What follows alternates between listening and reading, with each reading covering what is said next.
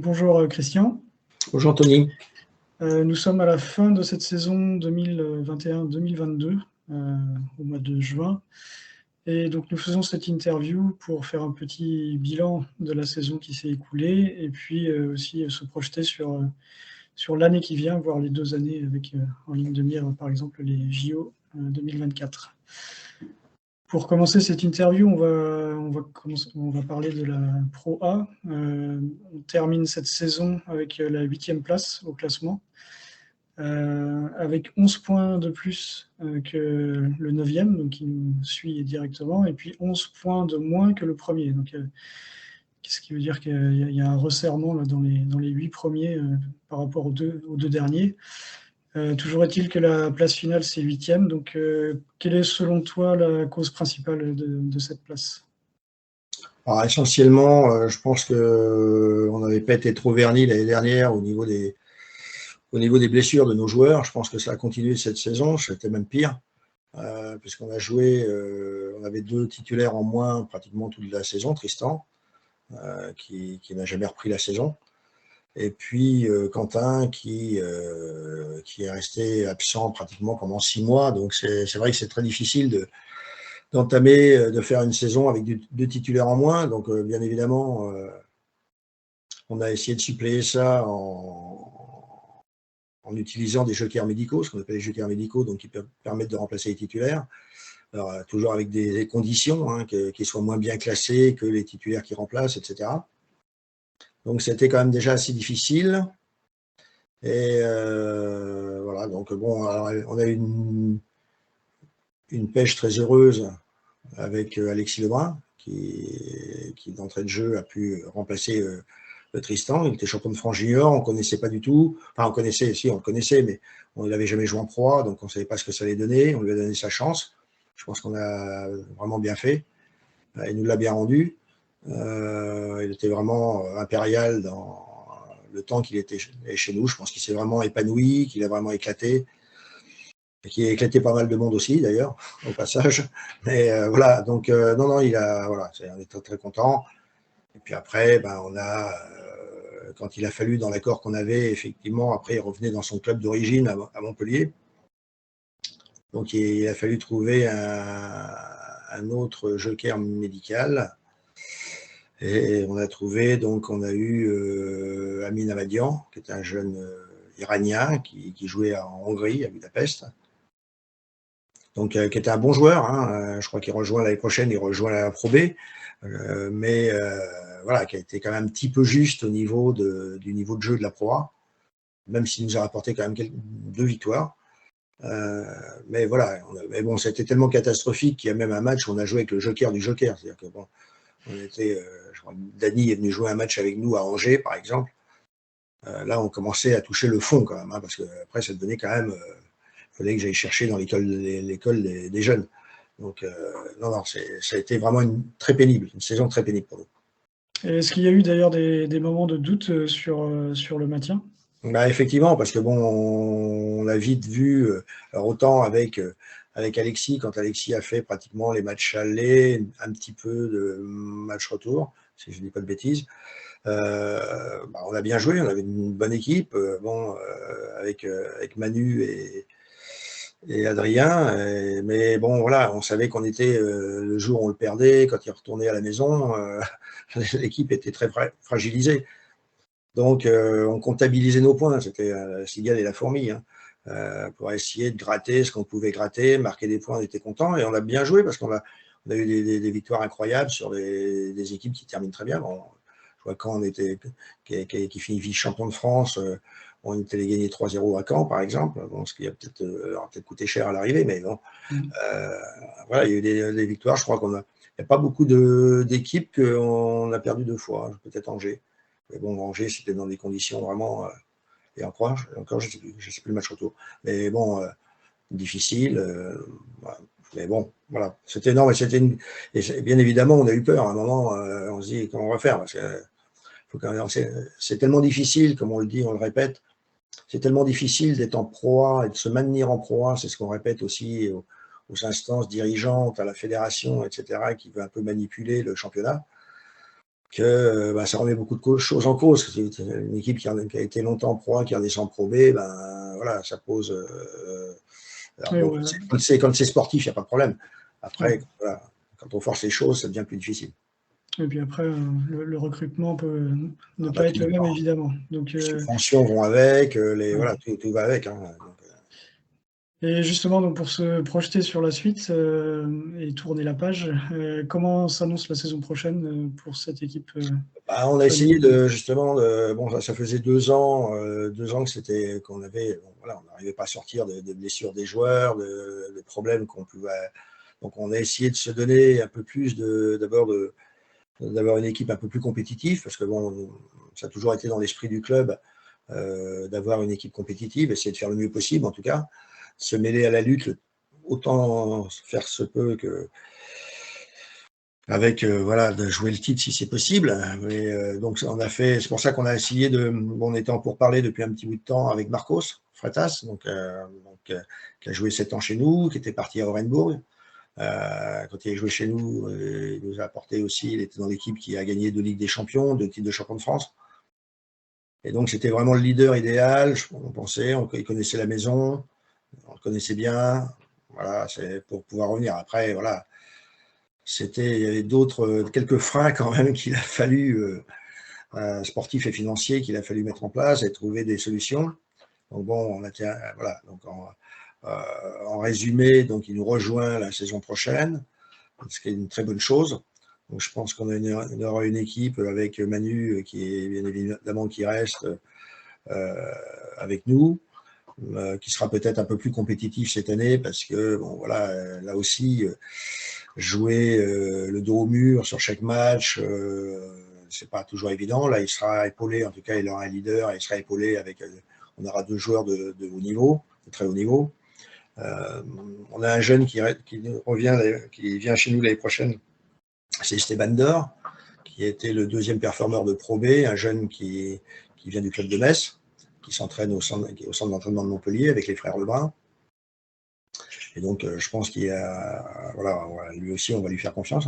On a toujours fait confiance aux jeunes dans notre club, donc on lui donnera aussi sa chance de prouver qu'il est de niveau pour pouvoir jouer en Pro A et d'arriver au plus haut niveau. On aura Tristan, sur lequel on compte encore, malgré sa blessure, là il reprend, on va lui faire confiance, comme on lui a fait confiance à chaque fois qu'il est revenu, et quand il est revenu, il est plutôt bien revenu, hein, puisque on a aussi une reconnaissance vis-à-vis de lui. Bon, je pense que vis-à-vis de nous, c'est ce qu'on fait pour lui, mais nous, on se rappelle aussi, on n'est pas amnésique, que si on a gagné la 2e Ligue des Champions, il n'était pas pour rien. Et voilà, donc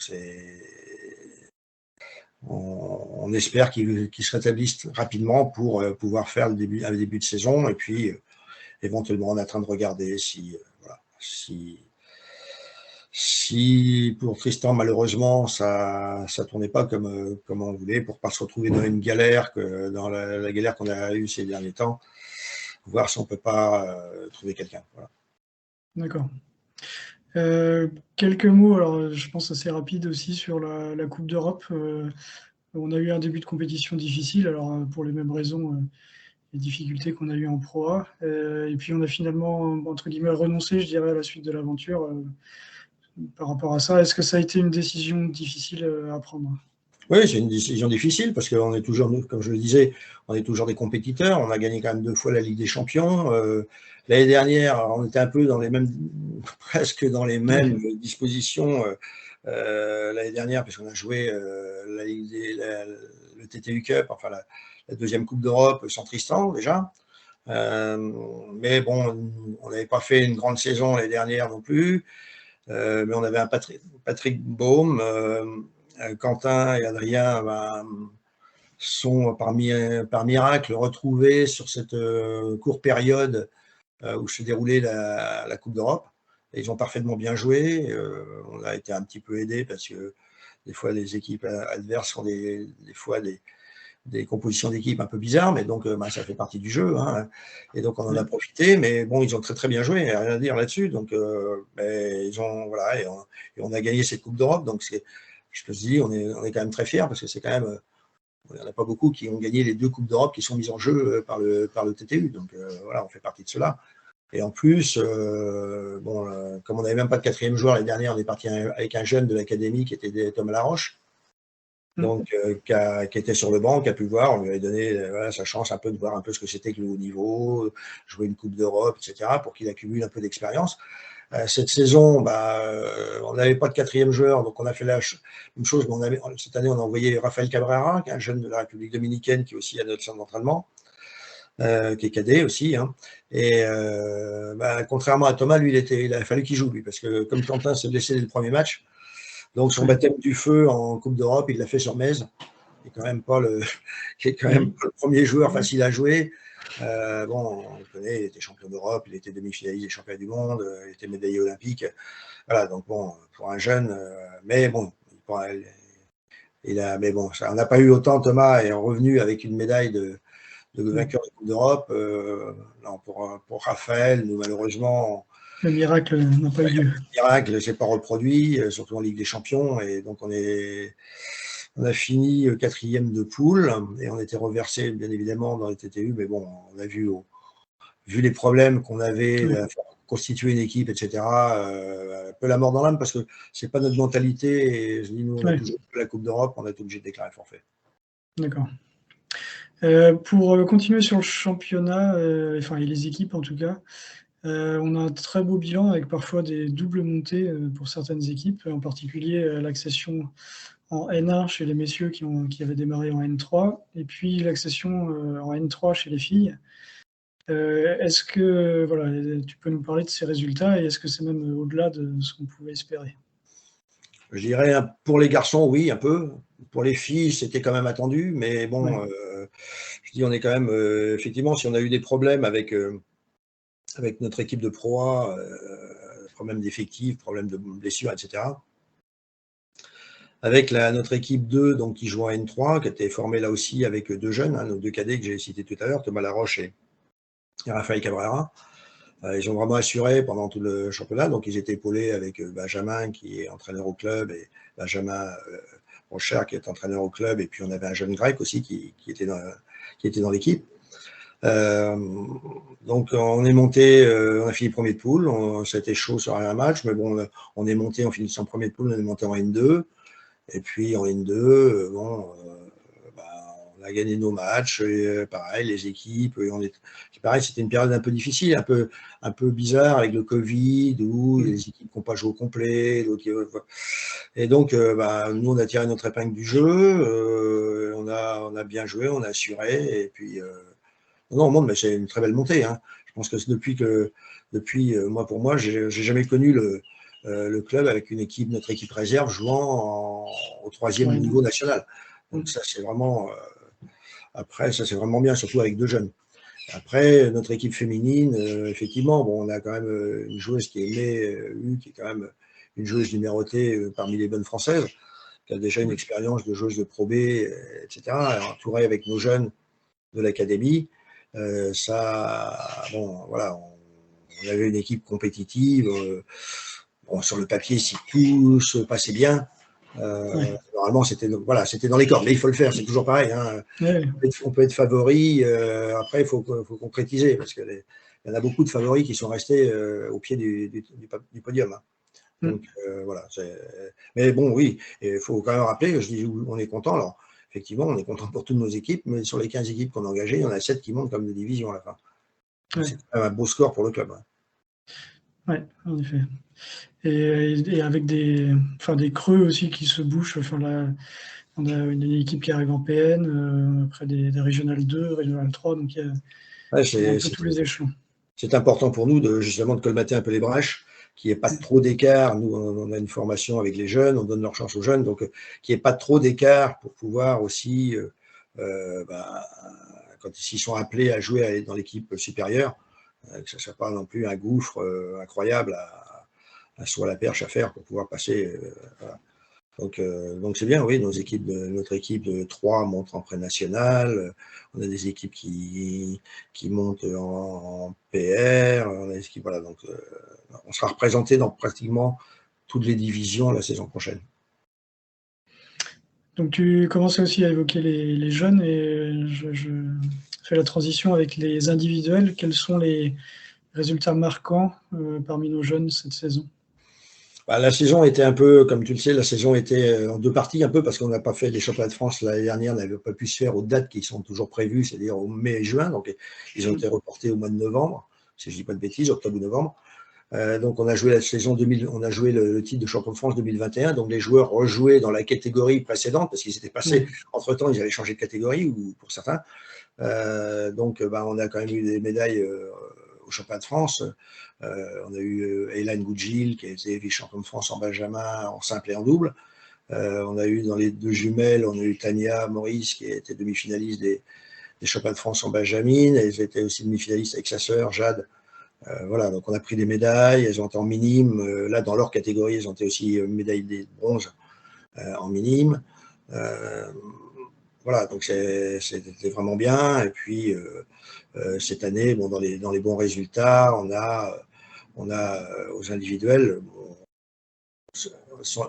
aux individuels, on a Thomas Laroche qui termine, par exemple, premier en N1 cadet, qui termine premier donc en N1, donc parmi les tout bons français, hein, et je crois qu'il se situe actuellement numéro 6 français. Au championnat de France, il a fini quart de finaliste. Au dernier championnat de France qui vient de se dérouler il y a une semaine, il a perdu le champion de France, donc le futur champion de France. Donc non, c'est voilà, on a nos jeunes sont très performants, nous apportent des médailles. Pour l'instant, je pense qu'on est sur la bonne route. On ne va pas s'enflammer, mais c'est pas trop le genre de la maison. Mais on essaye de voilà, petit à petit, on pose nos jalons, on essaie d'être performant. Je pense que très honnêtement, notre académie, notre centre d'entraînement, dans les catégories d'âge que sont nos joueurs, hein, je pense dans les benjamins, les minimes et les cadettes, on est parmi les tout meilleurs centres d'entraînement en France, ça c'est clair. D'ailleurs, oui, j'allais te poser la question de comment se porte notre académie et quels les effectifs sont-ils en évolution pour la saison qui arrive? Là, cette année, on a la catégorie, on a le sport-études hein, pour ceux qui sont de la 6e à la terminale. Et puis, on a un pôle poussin benjamin, bon, pour ceux qui sont plus en élémentaire. Donc, ceux qui font les individuels, il y en avait 18, parce que je ne compte pas les tout jeunes, donc c'était leur première année, donc c'était voilà. Mais il y en avait 18 qui participaient aux compétitions individuelles, au Critérium fédéral cette année. Et sur les 18, on en a 12 qui jouent quand même au niveau national. Donc, je pense que le pourcentage doit être pas loin des 70%, quelque chose comme ça. Donc, voilà, je pense que c'est vraiment bien. Donc, on en a 4 qui jouent en N1, les autres jouent en N2. On a très peu de descente. Ça aussi, c'est important. Ça aussi, ça montre qu'ils ont quand même un niveau de jeu voilà, ils font pas l'ascenseur. Ça, c'est vraiment important. Et pour la saison prochaine, on a une jeune, on va avoir 2 joueurs, enfin une joueuse qui nous rejoint, qui jouait en National 2, qui est peut-être montée en N1 d'ailleurs, Mathilde Pelletier, qui est une jeune qui vient du club de Beauchamp. Et puis, on est en train de regarder, là, qui est venu faire un stage chez nous, un jeune Libanais, qui est Michel Abinader, qui fait déjà des WTT parce qu'il est donc avec son pays, le Liban, et dès qu'il rejoint l'académie, qui est numéro, alors voilà, tout est relatif, mais qui est dans son classement des moins de 11, qui est numéro 4 mondial. Voilà, qui a aussi, comme Raphaël, a choisi de venir chez nous pour s'améliorer, pour continuer sa progression et qui nous fait confiance. Donc, c'est bien. C'est bien parce qu'on commence à s'ouvrir aussi à l'international.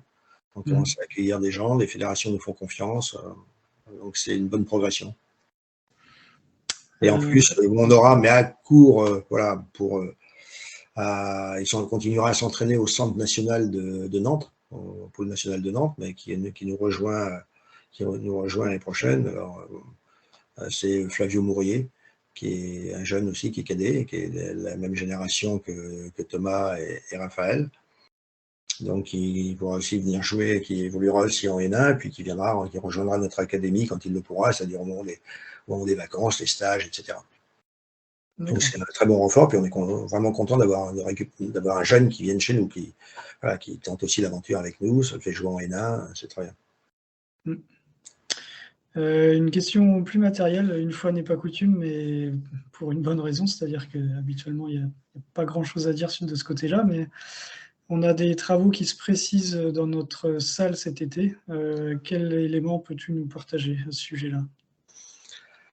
Alors effectivement, pour ceux beaucoup le savent, mais on a été choisi comme centre de préparation pour les JO de Paris 2024, donc pour pouvoir accueillir des équipes nationales. Donc à ce titre, on a monté il y a 2 ans un dossier avec la ville de Pontoise pour postuler, hein, pour pouvoir, voilà, donc on a été accepté. Bon, je pense que notre palmarès a joué quand même un rôle important pour être choisi. Et donc, à ce titre, bon, effectivement, notre salle de tennis de table avait besoin de refaire peau neuve. Donc, il a été décidé de refaire le sol, de refaire les peintures. Et bon, voilà, donc malheureusement, bon, on a un petit problème avec les rideaux qui n'ont pas été compris dans les travaux, mais bon, j'espère que ça va s'arranger, en tout cas le plus vite possible. Et puis, voilà, donc on aura en tout cas cette salle va être rénovée, et puis donc les travaux, et puis on va normalement, je dis bien normalement, on doit récupérer des bureaux qui nous manquent cruellement depuis 20 ans. Hein, c'est quand même une demande qu'on fait depuis 20 ans à la mairie de Pontoise. Donc c'est un petit peu pour un club de notre niveau, bon, c'est un petit peu, c'est un petit peu difficile. Donc pouvoir travailler correctement, non pas chez soi, voilà, comme tu le sais, hein, tu es bien placé pour le savoir. Donc voilà, donc des travaux qui vont commencer donc le 27 juin, voilà. Donc dans un premier temps, donc la salle va être immobilisée hein, voilà, à peu près aux alentours du 15 août. La salle ne sera pas praticable parce que effectivement les travaux vont être en cours. D'accord. Dans ce cadre-là aussi, le sujet est assez lié. On a eu la visite, en tout cas, c'était organisé par l'agglomération ou la ville de Pontoise, tu préciseras, mais de la délégation chinoise pour les JO 2024, puisque comme tu l'as dit, on a été choisi comme centre d'entraînement ou de préparation en tout cas. Voilà, quels sont nos espoirs d'être choisis? Alors peut-être, si c'était la Chine, on aurait la chance et le privilège d'avoir les joueurs chinois tout près de nous et une visibilité qui serait incroyable. Voilà, quels sont nos espoirs un petit peu sur cette délégation-là ou d'autres? Alors effectivement, oui, c'était à l'initiative de l'agglomération de Cergy-Pontoise. Donc la délégation chinoise, c'est-à-dire, si j'ai bien compris, à peu près 400 personnes, qui représentent 400 personnes. Alors, je ne sais pas si c'est uniquement les athlètes ou c'est tout le staff technique, le staff médical, les journalistes, etc., qui accompagnent la délégation. Donc ça fait quand même une très grosse délégation. Donc qui était venue dans l'agglomération de Cergy-Pontoise, faisait partie, parmi d'autres, de coins qui pouvaient être repérés et capables d'absorber, si je peux dire, une délégation comme celle de la Chine. Donc, ils ont visité différents sites sur Cergy, hein, la base de loisirs, par exemple, hein, pour le canoë-kayak, la voile, etc. Et puis, bon, ils sont venus au Lomisport, donc bon, nous, ils ont été accueillis. Alors, voilà, donc il y a eu un accueil qui a été fait par le directeur des sports, et puis il y a un autre administratif qui est le secrétaire général adjoint, je crois, le directeur général adjoint des services à la mairie. Voilà, bon après, la salle n'était pas Dans son état actuel, quoi. dans son état actuel. Mm. Je crois qu'on n'avait pas de plan à leur montrer sur comment on pouvait se présenter la salle. Voilà, je pense qu'ils sont partis sur ce qu'on a pu leur dire. Je ne sais pas, nous on n'a pas été dans le coup, donc on est venu voilà à l'arrache, mais on n'était pas dans le bain, donc on n'a pas pu vraiment apporter un peu notre pierre et pouvoir discuter. Après, je peux dire simplement mon ressenti, moi, parce que bon, je connais un petit peu comment, sur les délégations qui vont au JO, comment ça se passe, sur l'accueil qui peut leur être réservé, etc. Je pense que je suis pas d'un optimisme béat, hein. Donc, Ok. voilà. Donc, j'espère, on espère tous, parce que quand on est pongiste, c'est sûr que l'idéal, avoir l'équipe de Chine, sachant ce que j'ai dit à tout le monde, c'est que bon, ils viennent, mais quand vous accueillir une délégation nationale, les gens ne sont pas invités, hein, voilà, au niveau économie locale, ça fait marcher l'économie locale, que ce soit dans les Ouais. locations de salles, les hôtels, enfin tout ce qui va avec. Surtout sur une délégation énorme en termes de nombre Ah oui, d'athlètes. ouais, ouais, Et- donc c'est quand même un gros truc. Après, est-ce qu'on a été en mesure de, voilà, est-ce qu'on était, on a pris conscience de tout ce qu'il fallait, je ne sais pas. Je sais pas, moi, ok. je peux pas dire, mais bon, j'espère qu'on aura une bonne surprise, c'est tout ce que je peux dire. Mais bon, Hmm. sur ce que j'ai vu, voilà, je suis un peu dubitatif, mais bon. Ok. Toujours sur les JO 2024, quel autre projet avons-nous dans ce cadre-là? Alors, il y a une opération qu'on a lancée cette année qui est quand même vraiment bien, on s'est vraiment investi là-dessus, c'est dans le scolaire, l'opération donc Génération Paris 2024. On a travaillé, on a mis en place une animation scolaire en dehors du temps, donc scolaire, périscolaire, plus exactement, si je veux dire, donc en dehors du temps scolaire, qui avait lieu le mercredi matin, où on accueillait les enfants des écoles, donc les bénévoles, hein, ceux qui voulaient s'associer à l'opération, à l'animation. Donc on a discuté quand même aussi avec les enseignants, etc., les directeurs d'école. Et donc le but était de leur faire découvrir le tennis de table, bien évidemment, et si on avait à peu près, c'est une animation qui a duré 13 séances, on a commencé au mois de janvier, je crois, et on a fini il y a pas longtemps, là, il y a 15 jours. Et donc les enfants, s'il y avait au moins 10 enfants d'une école qui suivaient toutes ces séances, dans leur totalité, nous on offrait une table à l'école qui le faisait. Donc c'est ce qu'on a fait. Donc il y a une table, on va faire l'inauguration mardi prochain donc une table qui va être offerte à l'école. Je pense que tout le monde est vraiment content, les enfants d'abord. Donc ça c'était bien. Puis bon, voilà, c'est des gens. Le but était quand même. Il faut savoir quand même le but, c'était quand même de rapprocher aussi. C'était un enfant, une école, un club. C'était ça aussi. C'était fait aussi en collaboration avec l'Éducation nationale et le ministère des Sports. Et donc, le but, c'était de faire découvrir un sport. Alors, ça peut être un autre sport, hein, mais nous, bon, on s'est positionné, et d'amener les enfants, bien évidemment, à venir pratiquer après au sein d'un club. Donc, leur donner un goût sportif, leur donner envie de pratiquer un sport et de le pratiquer au sein d'une association. Donc, c'est là-dessus qu'on a pu faire. Bon, nous, je pense que c'est vraiment une opération qu'on refera la saison prochaine, en espérant avoir encore plus d'écoles et vraiment de faire quelque chose sur Pontoise. Alors, sur Cergy, c'est plus difficile parce que bon, Cergy n'est pas équipé, n'a pas de table de tennis de table dans les écoles, pratiquement pas. On a essayé de mettre en place et puis ça a échoué, on n'a plus trop de nouvelles. Donc voilà, c'est un peu tombé à l'eau. Mais bon, avec Pontoise, donc ils viennent. Alors le problème, c'est de venir, sur le temps périscolaire, venir dans notre salle spécifique, hein, au Lomisport. Donc ils ont, voilà, donc ça a vraiment été une belle opération. Donc on y a mis aussi les moyens. On avait quand même 3 éducateurs sportifs qui les accueillaient tous les mercredis.